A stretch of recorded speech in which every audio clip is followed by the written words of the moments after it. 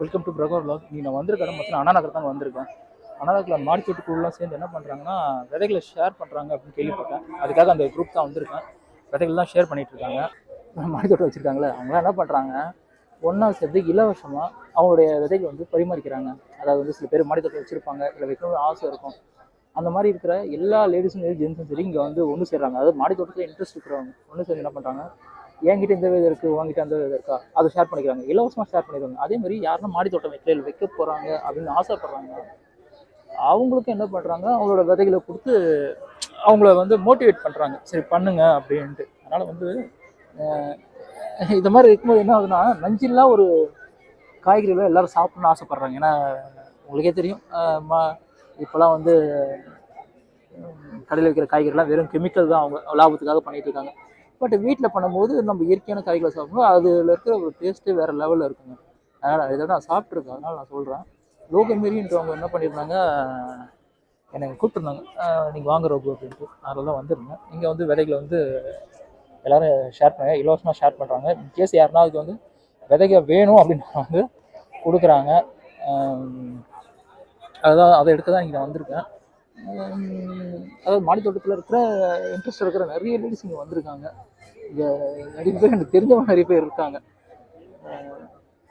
அதனால் இன்றைக்கி இந்த வீடியோவில் ஃபுல்லாக பார்த்தீங்கன்னா இதை பற்றி தான் பார்க்க போகிறேன். சரி, என்னென்ன விதைகள் ஷேர் பண்ணுறாங்க, யாராவது வந்திருக்காங்க, என்ன பேசுகிறாங்க அப்படின்றது தான் ஷேர் பண்ண போகிறேன். இதுவும் வந்திருக்கேன்.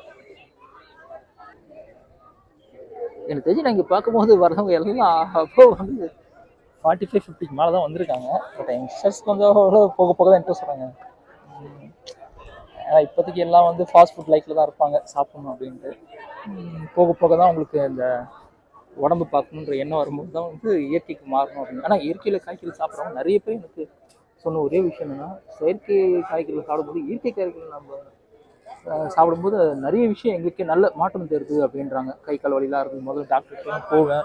இப்போ அந்த பிரச்சனைலாம் இல்லை. ஏன்னா கீரை எடுத்துக்கிறாங்க, வெண்டைக்காய், தக்காளி, அந்தந்த சீசனுக்கு என்னென்ன வருதோ எல்லாத்தையும் வந்து அவங்க மாடி தோட்டத்துலேயே போட்டுக்கிறாங்க.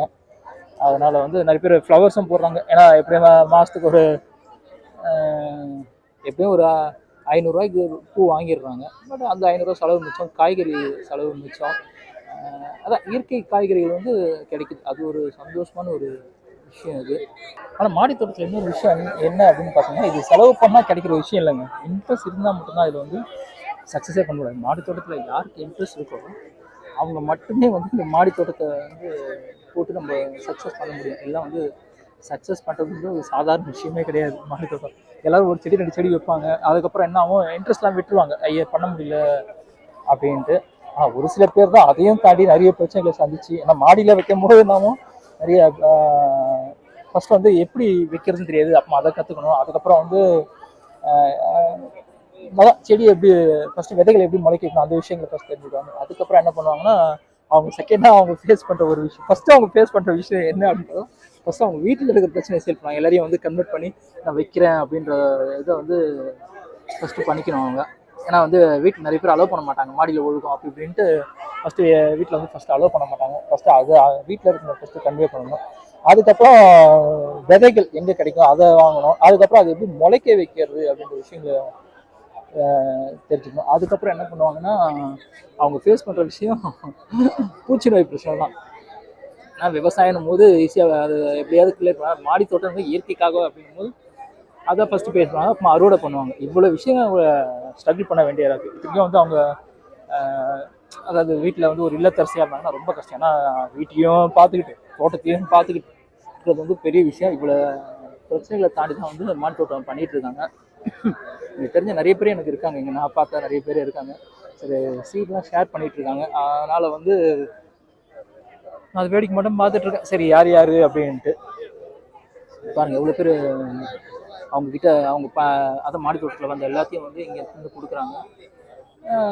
வேணுன்றவங்க புதுசாக யாருன்னா வராங்களோ அவங்களும் வந்து கேட்டு வாங்கிக்கிறாங்க, எனக்கு வேணும் அப்படின்னு கேட்டு வாங்கிக்கிறாங்க. நானே வரவழியில் ஒருத்தவங்க மீட் பண்ணேன், அவங்களுக்கு இங்கே நடக்குதுன்னு மட்டும் தெரிஞ்சிருக்கு, பட் யாரையும் எனக்கு தெரியல. பட் இருந்தாலும் இங்கே வந்து விதைகளை வந்து வாங்குறாங்க. எனக்கு இந்த விதை வேணுன்றது தான் இந்த அதேமாதிரி கட்டிங்ஸ் வாங்குவாங்க. சீடு தான் இல்லை, கட்டிங்ஸ் யாருன்னா, ஏன்னா எல்லாமே விதையில் வரணும்னா கஷ்டம். சில கட்டிங்ஸில் வரும், கட்டிங்ஸ் வாங்கிக்குவாங்க. அறிய வைக்கிறது. அதாவது இவங்கெல்லாம் வந்து என்னன்னா நாட்டு விதைகளை பரப்பணுன்ற நோக்கில் வந்து வந்திருக்காங்க. இலவசமாக பண்ணுறாங்க. பார்க்கும்போது நம்மளுக்கும் ரொம்ப சந்தோஷமாக இருக்குது. பரவாயில்ல அவங்களுக்கு இவ்வளோ இன்ட்ரெஸ்டடாக இருக்காங்களே அப்படின்னு. அதாவது இங்கெல்லா காய்கறி நல்லா, அதாவது இயற்கையில் விழுந்த உணவை சாப்பிடணுன்றதுக்காக இவ்வளோ கஷ்டப்பட்டு இவ்வளோ வேலைகளை பண்ணிகிட்டு இருக்காங்களே அப்படின்னு போது உண்மையிலே வந்து சந்தோஷமாக இருக்குது. அதான் பார்த்துட்ருக்கேன். இவ்வளோ விஷயங்கள் நடக்குது. அதாவது அந்த குழு பேர் வந்து குழு பேர் மறந்து போச்சு எனக்கு. சரி, ஓகே, நம்மளும் அப்படி வந்தாச்சு. எல்லாத்தையும் என்னென்ன பண்ணுறாங்கன்னு தெரிஞ்சுக்கலாம் அப்படின்றதுக்காக தான் வந்து இதுதான் பார்த்துட்ருக்கோம். பாருங்கள், தெரியுதா விதைங்களாம் ஷேர் பண்ணுறதுலாம். காய்கறி நாற்று எடுத்து, மூலிகை செடி எடுத்து வந்துருக்காங்க. அப்புறமா பழமரங்கள் எடுத்து வந்துருக்காங்க.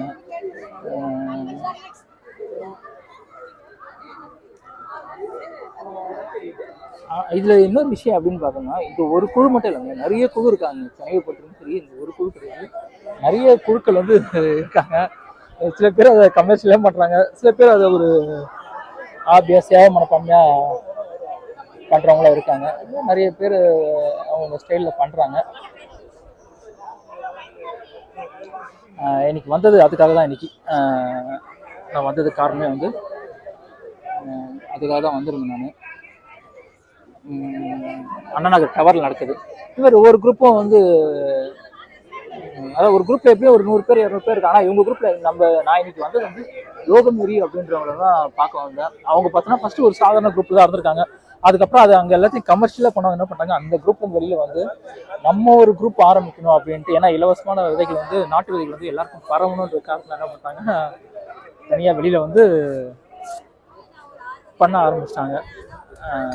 எல்லாருக்கும் போய் சேரணும், இலவசமாக போய் சேரணும், நம்ம நாட்டு விதைகள் வந்து அழிஞ்சிடக்கூடாது அப்படின்ற காரணத்துக்காக வந்து போய் இலவசமாக எல்லாருக்கும் நாட்டு விதைகள் கிடைக்கணும் அப்படின்ற காரணத்துக்காக குழு ஆரம்பித்தேன். அதை வந்து ஸ்டார்டிங் எதாவது சொன்ன நான் சொன்ன நிறைய ஸ்ட்ரகிள் பண்ணி ஆரம்பிச்சுன்னா இப்போ வந்து அவங்க சக்ஸஸ்ஃபுல்லாக பண்ணிகிட்டு இருக்காங்க. உங்களுக்கு என்ன நாட்டு விதைகள் வேணும் அப்படின்னா இந்த மாதிரி குழுவில் ஜாயின் பண்ணிக்கோங்க. இருக்கிற ஒரு சின்ன இடத்துல வந்து நல்லா பண்ணிக்கலாம் உங்களுக்கு தெரிஞ்சு.